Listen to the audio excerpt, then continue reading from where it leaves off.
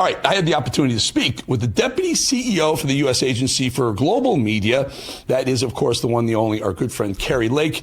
She's taken USAGM down to the bare bones in employment in order to restore its value. But it seems that some foreign nationals who are here on work visas, well, they don't hold roles in the agency anymore, but they're refusing to go home.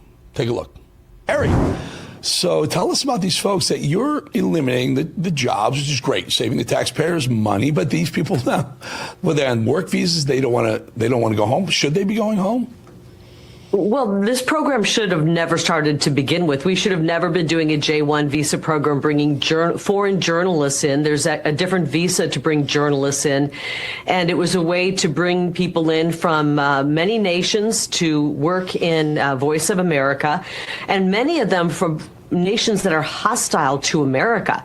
I mean, these are from countries that are, really are adversarial to the United States of America. And so you bring people in from them, and you have to worry if they will become a national security risk. Well, we've decided to stop that J-1 visa program and no longer do that.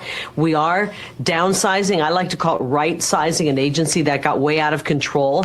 And now that we've done that, we have many of these folks who came in on the J-1 visa, which means they can only stay here as long as this job is available to them, who don't want to leave and are trying to find any reason they can to stay. And so we're going to work to make sure that they leave our country. Their time here is up. And I said it before, if I have to go to the airport with them and accompany them to the airport and get them on the flight, I will do that. But this is not a hostile. America's not a hostile. You don't get to come here and stay forever.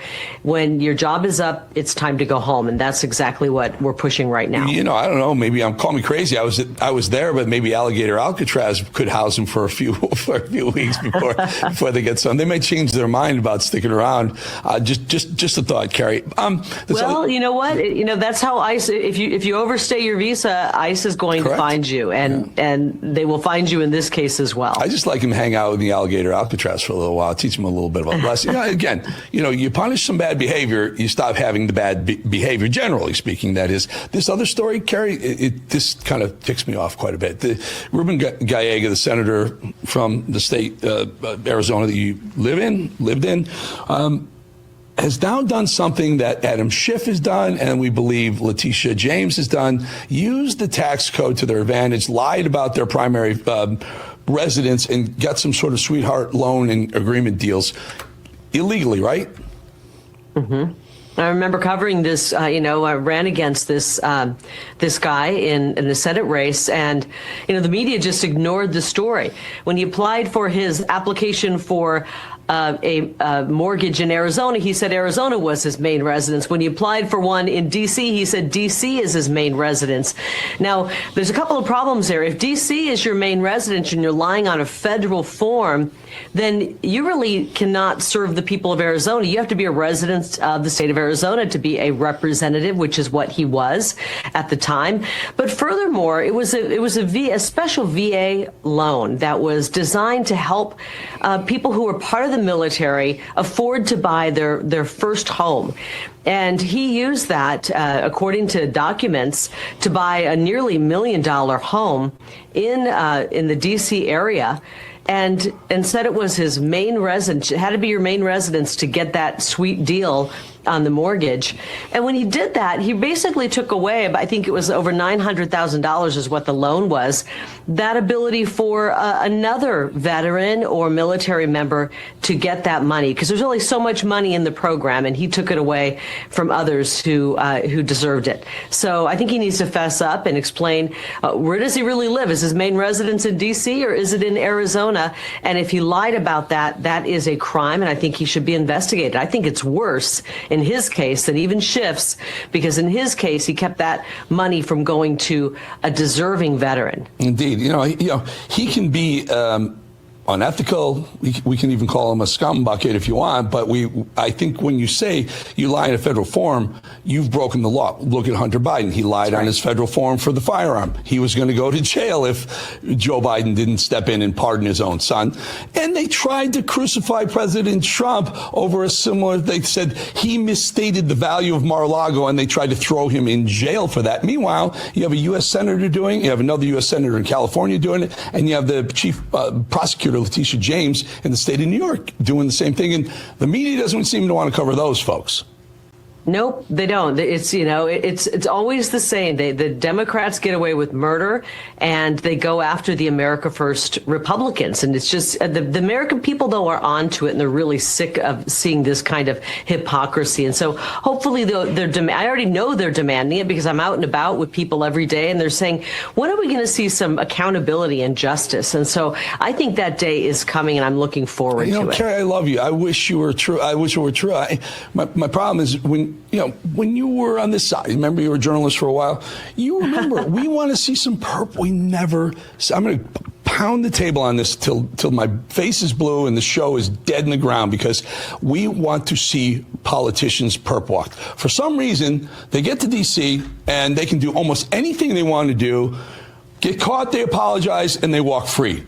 Us? Hell no. We do some of the things they do, we're in jail. January 6th. Yeah. I'll give you illegal stock trading. Nancy Pelosi is illegally stock trading. Her husband is as well.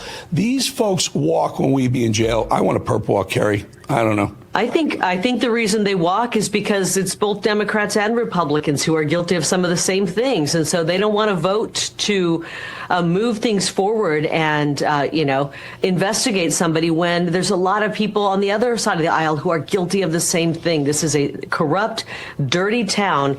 And thank God for President Trump, but he's being met with, judges who are crooked or who are trying to run the executive branch from the courts. And it's very difficult. I'm in a fight right now. We're trying to right size this agency, and we're getting met every step of the way by a judge who, I think is politically motivated, wants to stop President Trump, wants to stop us from enacting his agenda.